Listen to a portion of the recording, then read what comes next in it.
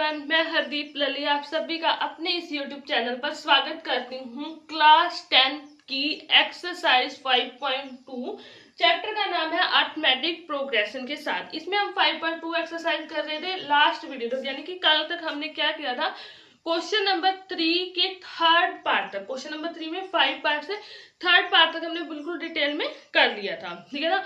Fourth and fifth part जो मैंने आप लोगों के लिए छोड़ा था कि आप मेरे को कमेंट में बताएंगे कि आपका वो हो गया है या नहीं हुआ है, आपका क्या डाउट है। लेकिन आप अपनी आदत से मजबूर, आपने ऐसा कुछ भी नहीं किया। आपने अगर कर भी लिया तब भी आपने मुझे नहीं बताया, अगर आपका नहीं हुआ तब भी आपने मुझे नहीं बताया। लेकिन मैं भी अपनी आदत से मजबूर हूँ, काम मैं भी बीच में नहीं छोड़ूंगी। तो आज क्वेश्चन नंबर 3 का फोर्थ एंड फिफ्थ पार्ट करवाऊंगी, लेकिन बिल्कुल डिटेल में नहीं, जल्दी जल्दी फटाफट से इसको कंप्लीट कर लेंगे। उसके बाद बिल्कुल अच्छे से हम क्वेश्चन नंबर 4 की स्टार्ट करेंगे, ठीक है ना। क्योंकि नया को इस थर्ड क्वेश्चन में कुछ भी नया नहीं है, लास्ट वीडियो में बिल्कुल डिटेल में कर लिया था।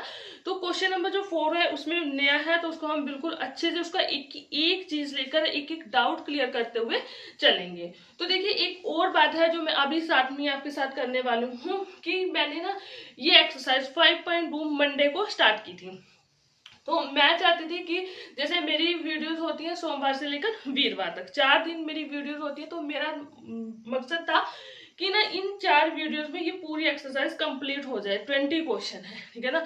लेकिन फिर मैंने इसमें जैसे किया, क्वेश्चन को मैंने देखा इसमें थोड़ा ध्यान से, तो मेरे को एक चीज और लगी थोड़ी सी कि ना इसमें जो क्वेश्चन है वो थोड़े से ना बड़े ही मजेदार तरीके से दिए हुए हैं। उसमें थोड़ी थोड़ी ना घुमा फिरा के बातें की गई है। अगर उसको हम जल्दी से करने की कोशिश करेंगे, फटाफट निपटाने की कोशिश करेंगे, तो हो सकता है 4 दिनों में हमारा चैप्टर तो कंप्लीट हो जाए, हमारी एक्सरसाइज तो कंप्लीट हो जाए, लेकिन हमारे बहुत सारे डाउट रह जाएं। तो अगर हम एक कहावत होती है उसकी बात करें तो वो ये काम हो जाएगा, आगे दौड़ पीछे छोड़, यानी कि आगे भागे जा रहे हैं और पीछे जो है वो हमें नहीं पता। लेकिन हमें ये काम नहीं करना है। अगर हमें जो कर रहे हैं वो हमारा तसल्ली पूर्वक होना चाहिए, उसमें हमारा एक एक डाउट क्लियर होना चाहिए। इसलिए हम क्या करेंगे, इसको बिल्कुल अच्छे से करेंगे, एक एक डाउट इसका क्लियर करते हुए चलेंगे। हो सकता है इस वीक, इस सप्ताह ये एक्सरसाइज कंप्लीट ना हो, 1-2 दिन इसमें और एक्स्ट्रा लग जाए, लेकिन डाउट नहीं रहेगा, ठीक है ना। तो चलो अब टाइम वेस्ट ना करते हुए हम क्वेश्चन नंबर 3 का फोर्थ पार्ट कर लेते हैं। उसके बाद फिफ्थ पार्ट भी जल्दी जल्दी करेंगे, फिर हम स्टार्ट करेंगे अपने असली वर्क की, यानी कि क्वेश्चन नंबर 4 की।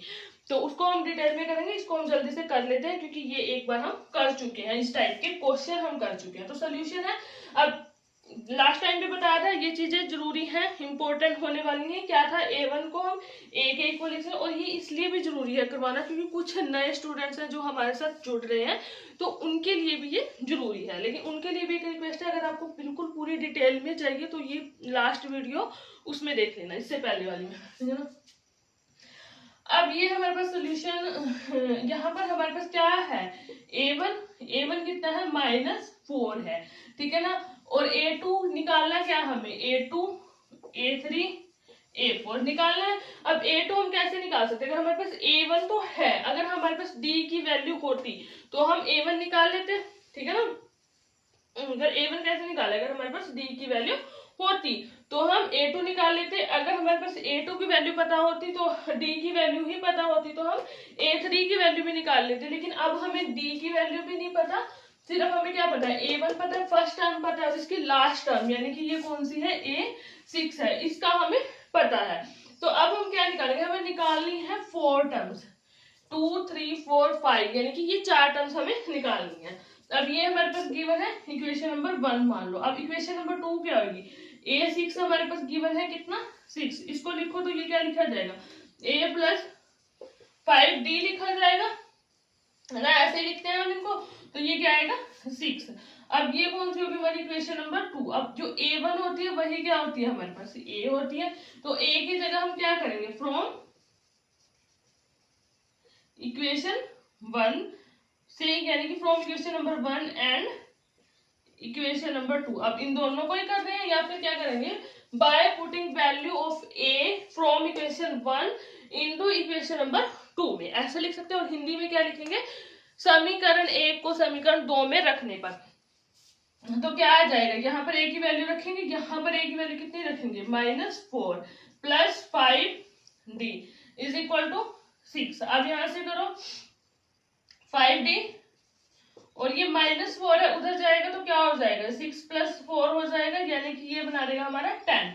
अब यानी कि यहाँ पे क्या आ रहा है, 5d = 10 आ रहा है। 5 को भी इधर लेके जाते हैं तो ये डिवाइड में हो जाता है 5, और ये कैंसिल हो जाएगा, यानी कि यहाँ से ये कैंसिल हो जाएगा, तो हमारे पास कितना आ रहा है, 2 आ रहा है। तो d की वैल्यू हमारे पास कितनी आ गई, यहाँ पे 2 आ गई है ना। यहाँ पे डायरेक्ट हम लिख देते हैं कि जो हमारी d की वैल्यू है वो कितनी आई है, 2 आई है। अब d = 2 आ गया हमारे पास।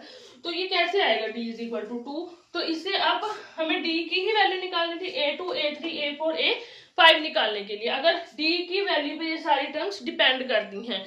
क्यों डिपेंड करती है, क्योंकि देखो हमें लगातार टर्म्स निकालनी है। फर्स्ट टर्म हमें पता है, उसके बाद सेकंड टर्म निकालनी है, फिर थर्ड टर्म निकालनी है, फिर फोर्थ और फिर फिफ्थ, लगातार निकालनी है। जब हमें लगातार निकालनी है तो हम ये चीज यूज करते हैं, है ना, नीचे वाली ये चीज हम यूज करेंगे। ये हम यूज कर हम ये भी सकते हैं, लेकिन हम नहीं करेंगे क्योंकि इसमें थोड़ा लेंथी हो जाएगा। हम ये चीज यूज कर लेंगे, क्योंकि अब हमारे पास a2 निकालना है, a1 हमें पता है -4, प्लस क्या है d क्या है हमारे पास, अभी जो आया 2, तो ये क्या आ जाएगा, -2 आ जाएगा।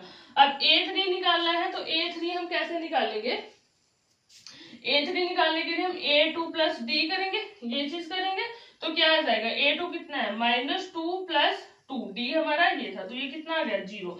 a4 निकालने के लिए हम a3 + d करेंगे, अभी a3 कितना आया, अभी 0 आया, प्लस d कितना था, 2, तो आंसर कितना आ गया, 2। अब a5 निकालेंगे, तो इसके लिए क्या करेंगे, a4 + d, a4 कितना आया, 2, प्लस d कितना है, 2, ये आ जाएगा 4। तो ये निकल गई हमारी सारी टर्म। बिल्कुल इजी क्वेश्चन था, कुछ भी नहीं था इसमें। ऐसे ही हम नेक्स्ट पार्ट देख लेते हैं, इसका 5th पार्ट।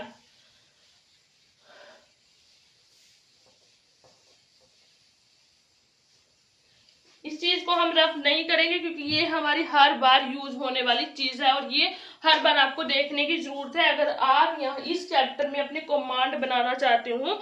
और ये चैप्टर ना हमारे लिए एक चैप्टर नहीं है, ये एक गेम की तरह है। जैसे हम एक गेम खेलते हैं ना, फोन में हम गेम खेलते हैं, बिल्कुल ये वैसे ही है हमारे पास। कि जैसे हमारे पास बड़े कॉम्प्लिकेटेड से टास्क आते हैं उनमें, और हम उनको करते हैं तो हमें बड़ी खुशी मिलती है। लेकिन जब हमारे पास मैथ की बारी आती है, थोड़ा सा कॉम्प्लिकेटेड क्वेश्चन आ गया, तो ये हमारी समझ में नहीं है, ये हमारी समझ से बाहर है, बड़ा मुश्किल था। जब आप गेम से इतने बड़े बड़े टास्क वहां से निकाल लेते हो, जो आप फोन्स में अलग अलग प्रकार के गेम्स खेलते हैं, तो ये भी तो गेम्स है, इनको क्यों नहीं मानते, ये भी एक गेम ही है जिसके कुछ टास्क आ रहे हैं, थोड़े थोड़े घुमा फिरा के टास्क आ रहे हैं जिनको आपको सॉल्व करना है। यहाँ पे कमांड बनाओ तो ये भी बड़े अच्छे से सॉल्व होंगे, और ये फायदा भी करेंगे आपको, ठीक है ना। वो जो आप वहां खेलते हो ना, वो नुकसान देती है, आपकी आंखों को नुकसान देती है, आपको टाइम को वेस्ट करते हैं। लेकिन यहाँ पे जो टास्क हो रहे हैं ना, ये बेटा आपका स्कोर बढ़ाएंगे, है ना। तो चलो करते हैं इसको स्टार्ट। अब यहाँ पे क्या है, ये a1, ये a2, ये a3, a4, a5, a6। अब हमारे पास a1 भी गिवन नहीं है, अब हमारे पास a1 भी गिवन नहीं है और d भी गिवन नहीं है, दोनों चीज जो हमारे पास गिवन नहीं है, ये भी निकालना है। उसके बाद ये टर्म्स भी हमें निकालनी है। कौन कौन से टर्म, पहली, तीसरी, चौथी, पांचवी, ये टर्म्स हमें निकालनी है। और गिवन क्या है हमारे पास, a2 गिवन है, a2 गिवन है 38, और दूसरा क्या गिवन है हमारे पास, a6 गिवन है -22।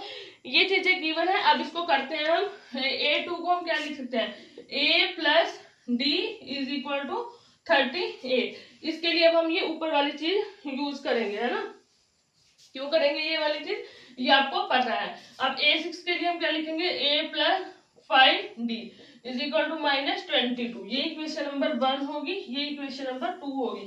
अब यहाँ से हमें a की वैल्यू भी निकालनी है और d की वैल्यू भी निकालनी है। तो कैसे निकालेंगे हम, इस इक्वेशन में से ये इक्वेशन कर देंगे सब्ट्रैक्ट। तो क्या करेंगे हम, सब्ट्रैक्ट इक्वेशन 2 फ्रॉम इक्वेशन 1 से। 1 में से हम 2 को सब्ट्रैक्ट कर रहे हैं। अब लिखो यहाँ पे a + d = 38, उसको लिखो इसके नीचे a + 5d = -22। अब ये हो गया हमारा सब्ट्रैक्शन, ठीक है ना। अब यहाँ पे सब्ट्रैक्ट, यहाँ पे भी सब्ट्रैक्ट है, तो यहाँ पे क्या चीज यूज होगी, पॉजिटिव यूज होएगा, है ना। अब ये तो कैंसिल हो गया, यहाँ से क्या आ गया हमारे पास -4d, और यहाँ से हमारे पास क्या आ गया 38 में से अगर हम क्या माइनस कर रहे हैं 22 माइनस कर रहे हैं तो हमारे पास यहाँ पे क्या आएगा। अब d की वैल्यू हमारे पास क्या आएगी वो हम देख लेते हैं। तो माइनस करो, 8 में से 2 माइनस करेंगे तो क्या आ जाएगा हमारे पास 6 आ जाएगा, है ना। और 3 में से 1 माइनस कर दें तो ये आ जाएगा हमारे पास, किसकी वैल्यू आएगी ये आएगी हमारी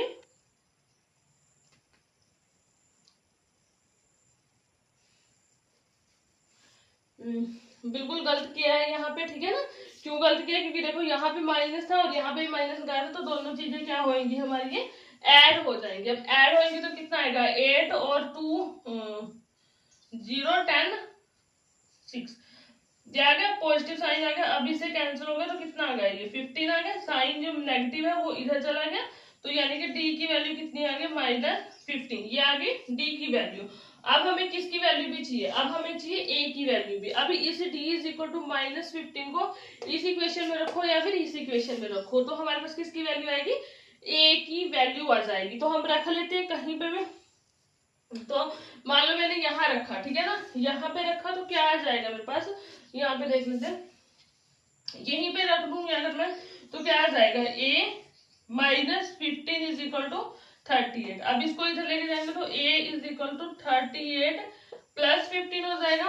अब इसको ऐड करेंगे तो हमारे पास a की वैल्यू कितनी आ जाएगी, 8 और 5 कितने होते हैं 13, 3 1 4 और 1 5, 53 हमारे पास a की वैल्यू आ गई और d की वैल्यू आ गई हमारे पास -15।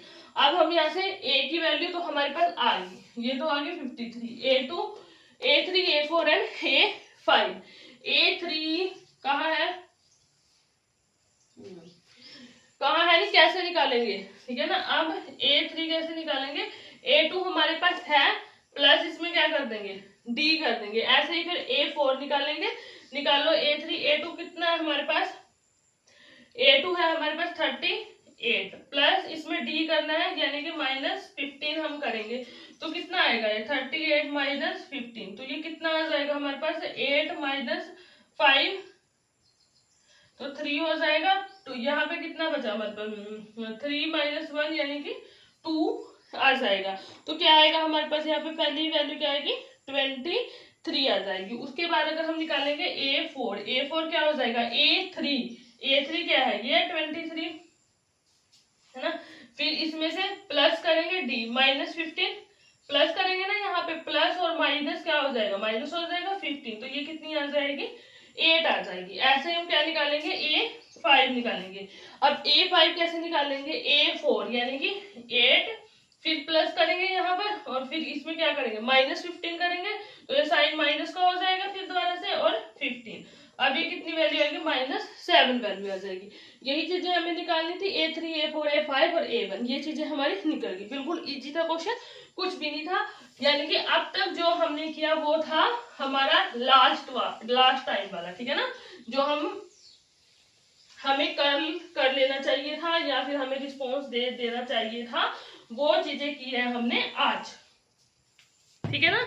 तो आज चलो अब हम स्टार्ट करते हैं न्यू वन की, यानी कि कुछ नए की शुरुआत हम कर लेते हैं, है ना। तो नया क्या है क्वेश्चन नंबर 4। और एक चीज आपने और नोट की होगी कि फटाफट करने के चक्कर में हमने बहुत सारी मिस्टेक भी की हैं, तो इसीलिए कहते हैं कि जल्दी नहीं करना, आराम से करना है, बिल्कुल अच्छे से करना है। अब क्वेश्चन नंबर 4 क्या कह रहा है, देखो इसकी स्टेटमेंट हम रीड कर लेते हैं। विच टर्म ऑफ एपी, ये क्या कह रहा है विच टर्म ऑफ एपी क्या है ये 3 8 13 यहाँ पे आ गया 78।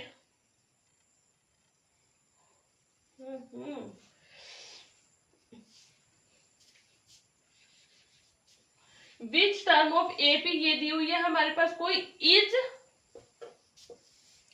78, ये हमारे पास क्वेश्चन है। क्वेश्चन नंबर 4 की बात कर रहा है, तो इसने क्या कहा है, अब क्वेश्चन की स्टेटमेंट को ध्यान से पढ़ना। एक बार हिंदी में भी हम रीड कर लेते हैं, ठीक है ना, हिंदी में रीड कर लेते हैं। ये क्या कह रहा है कि एपी, एक एपी दी कौन कौन सी दी हुई है, 3, 8, 13, 18, ठीक है ना, ये कोई एक एपी दे दी का कौन सा पद 78 78 है। हिंदी में बड़े अच्छे से समझ आ रहा है, बिल्कुल सिंपल लैंग्वेज में।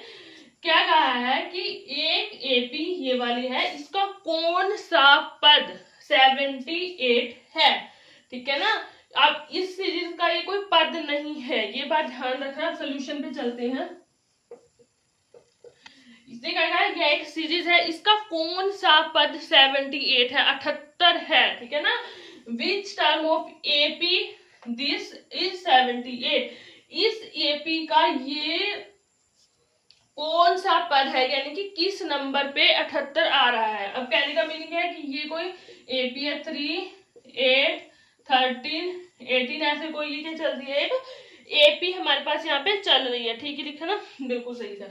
ये एक एपी चल रही है हमारे पास, यहाँ पे ना कहीं जाके क्या है 78 आ रहा है, ठीक है ना। जो ये 78 है ये भी इसी एपी का एक टर्म है, पद है। अब हमें बताना है कि ये कौन से नंबर पे है, कौन से नंबर पे, जैसे पहले नंबर पे 3 है, दूसरे पे 8 है, तीसरे पे 13 है, चौथे पे 18 है। तो जो 78 है ये किस नंबर पे है, कौन से नंबर पे है 78, ठीक है ना। तो हमें बताना कौन से नंबर पे है, कौन सा पद है। तो मीनिंग क्या निकालना है हमें, यहाँ पे हमें निकालना है n, ठीक है ना। हमारी कंफ्यूजन ही यहाँ क्लियर हो जाती है जब हमें ये पता लग जाए हमें गिवन क्या है और हमें निकालना क्या है और कौन सा फॉर्मूला हमें यूज करना है। जब हमें इतना पता लग जाए ना, तो मीनिंग क्या है कि हमारा 78% काम हो गया, ठीक है ना। कहने का मीनिंग क्या है कि यहाँ 78, मेरा मीनिंग था कि हमारा 80% काम हो गया, 80% हमारा काम हो गया, सिर्फ कितना रह गया, 20% रह गया, यानी कि 20% हमारा काम रह गया। अब इतना काम हो गया, 20% काम हमारा रह गया, वो क्या है, इसको ध्यान से सॉल्व करना, बस हमारा वो काम रह गया। बाकी हमारा जितना 80% 80% काम है वो हो गया, है ना। अब जो कंफ्यूजन थी वो दूर होगी।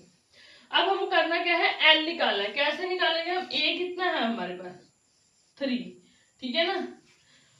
तो डी कैसे निकालते हैं हम, लास्ट वाले टर्म में से उसे पहले वाले टर्म माइनस करेंगे, 8 - 3 तो 5, डी 5 एक बार ही निकालेंगे क्योंकि हमें पता है एपी है, डिफरेंस सब में सेम चलता है। जहां मर्जी से निकालो, 18 में से 13 माइनस कर लो 5 आ जाएगा, 13 में से 8 कर लो 5 आ जाएगा, 8 में से 3 कर लो 5 आ जाएगा। एपी है तो सब में सेम ही रहेगा, ठीक है ना, बार बार निकालने की जरूरत नहीं है। ए निकल गया, डी निकल गया। निकालना क्या हमें, एन की वैल्यू, ये इसी का कोई पद है, तो इसका नाम ये कौन से जगह पे है, एन पोजीशन पे है, और ये कौन सा पद है, ए एन। जैसे हम इसको लेके चलते हैं ना, डबल टाइम लिखा गया, ये हमारे पास A1, A2, A3, A4, ऐसे ही कहीं ना कहीं जाकर ये भी पड़ा हुआ है, किसी नंबर पे ये भी पड़ा हुआ है।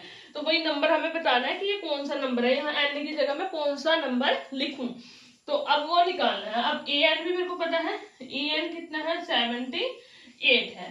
अब निकालना क्या है, एन निकालना है, तो लिखो formula, a n is equal to a plus n minus 1 d, है ना। करो यहाँ पे ए एन कितना है 78 इज इक्वल टू ए की वैल्यू कितनी है 3 प्लस एन माइनस 1 और डी कितना है 5। अब 3 को इधर लेके आएंगे तो कितना हो जाएगा 78 - 3 is equal to n minus 1 5, ठीक है ना। अब ये कितना हो जाएगा 75 is equal to n minus 1, यहाँ पे है 5। अब ये 5 से ये कैंसिल, कितना आ गया 25 is equal to n minus 1। इसको इधर लिख सकते हैं हम, n minus 1 is equal to 25, ऐसे भी लिख सकते हैं। अब ये जो माइनस में 1 है इसको यहाँ से उठा के इधर भी लेके आ सकती हूँ, ठीक है ना। समझ रहे हो ना बात, यहाँ पे -1 था, मैंने उधर लेके गई तो प्लस में 1 हो गया, तो n की वैल्यू कितनी आ गई यहाँ पे 26। यानी कि हमारी यहाँ पर ये कौन सी है, अगर ये चल रही है ना पहले नंबर पे, ये दूसरे पे, तीसरे पे, चौथे पे, पांचवें पे कुछ होएगा, तो कहीं ना कहीं जाके 26वें नंबर पे हमारे पास क्या पड़ा हुआ है 78 पड़ा हुआ है, यानी कि इसकी 26वीं टर्म 78 है ना। हो गया ये क्वेश्चन क्लियर, बिल्कुल क्लियर होगा। अब नेक्स्ट क्वेश्चन पे चलते हैं, क्वेश्चन नंबर 5।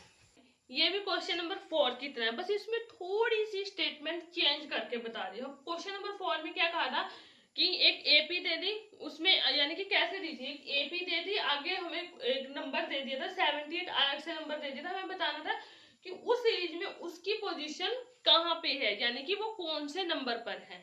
अब क्वेश्चन नंबर 5 में भी करना तो हमें वही है जो क्वेश्चन नंबर 4 में किया था, लेकिन यहाँ पे डिफरेंस, थोड़ा सा डिफरेंस दे दिया, करना वही है, समझना ध्यान से। इसने क्या कहा कि अब एक ना एपी दे दी, 2 पार्ट दिए इसके भी, तो एक फर्स्ट पार्ट देख लेते हैं। यहाँ पे कह दिया find the number of term in each of the AP.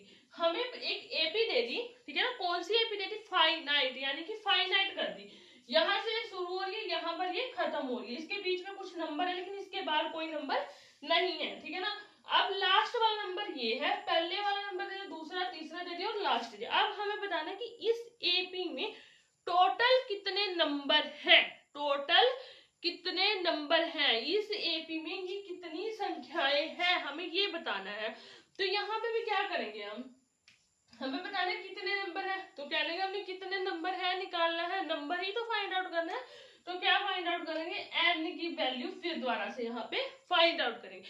Question number जो 4 था सेम था, ठीक है ना, किया सेम था, बस थोड़ी सी कहने का तरीका बदल दिया, है ना, थोड़ा सा बात को कहने का तरीका बदल दिया, या फिर कह लो कि थोड़ा सा बदल दिया। उसमें क्या था, हो सकता है उस एपी में और भी नंबर हो, उसमें सिर्फ एक पर्टिकुलर नंबर पूछा था कि ये इस सीरीज में कहां पर पड़ा हुआ है, और इसमें इसने कह दिया कि टोटल नंबर ही इतने हैं हमारे पास, ठीक है ना, और टोटल नंबर है हमारे पास, हमें नहीं पता कितना, लेकिन लास्ट में ये पड़ा हुआ है और आगे ये पड़े, और टोटल हमें बताने हैं, बता देंगे, क्या दिक्कत है ना।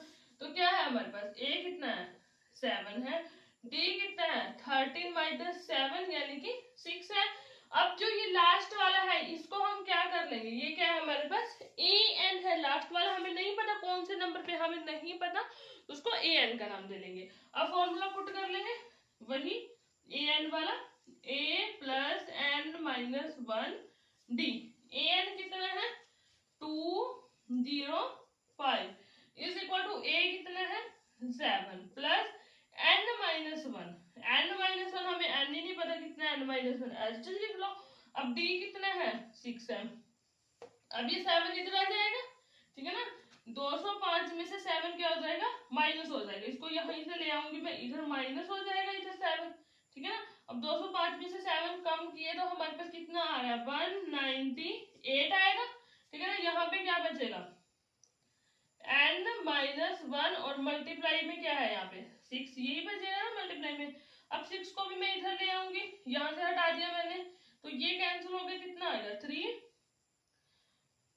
6 18, फिर बचेगा 6 18 यानी कि 33, इस पे घटा है। अब यहाँ पे क्या हुआ देखो, n माइनस 1 ऐसे लिख सकते हैं ना, बराबर ही तो है बीच में, इसको इधर लिख सकते हैं, n माइनस 1 बराबर 33, यहाँ पे n की वैल्यू कितनी आ गई 33 प्लस 1, ये माइनस 1 को इधर लेके आए तो ये कितना हो गया 34, n की वैल्यू कितनी आ गई 34। तो कहने का मीनिंग क्या है कि जो ये सीरीज है हमारे पास, इसमें टोटल कितने नंबर है, इसमें है 34, ठीक है ना। अब साथ में इसका सेकंड पार्ट भी देख लेते हैं, है वो इसी तरह से।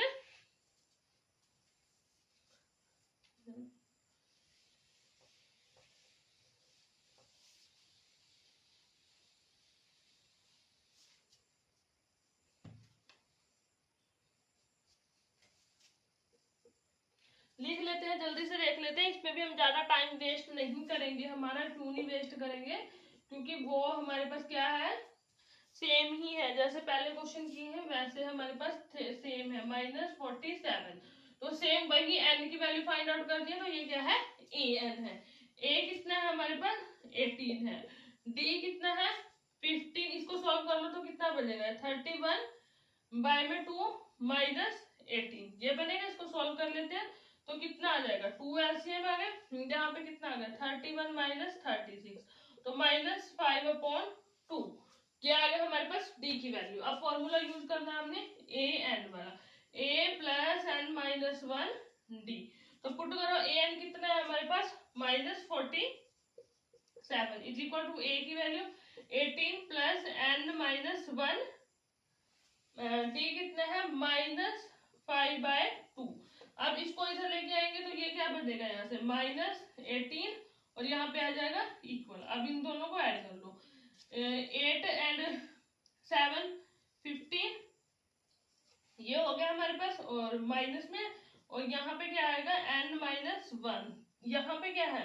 -5/2 है ना, तो इधर आ जाएगा, इधर आके मान लो ये तो है, इधर आके क्या हो जाएगा -2/5, माइनस से माइनस कैंसिल हो गया। अब यहाँ से क्या कैंसिल होएगा, 5 1 जा 5, 5 3 जा 15, अब 2 की 15 से मल्टीप्लाई करेंगे तो कितना आ जाएगा 3 आएगा यहाँ पे, है ना। अब इसकी मल्टीप्लाई करेंगे तो कितना आएगा 26 इज इक्वल टू n-1। अब यहाँ से n की वैल्यू कितनी आ जाएगी, यानी कि n इज इक्वल टू 26 + 1 यानी कि 27, n की वैल्यू कितनी आ गई यहाँ से 27। अब इस टाइम में हमारे पास टोटल कितने नंबर है 27 हमारे पास नंबर है, ठीक है ना। तो अब नेक्स्ट क्वेश्चन देख ले।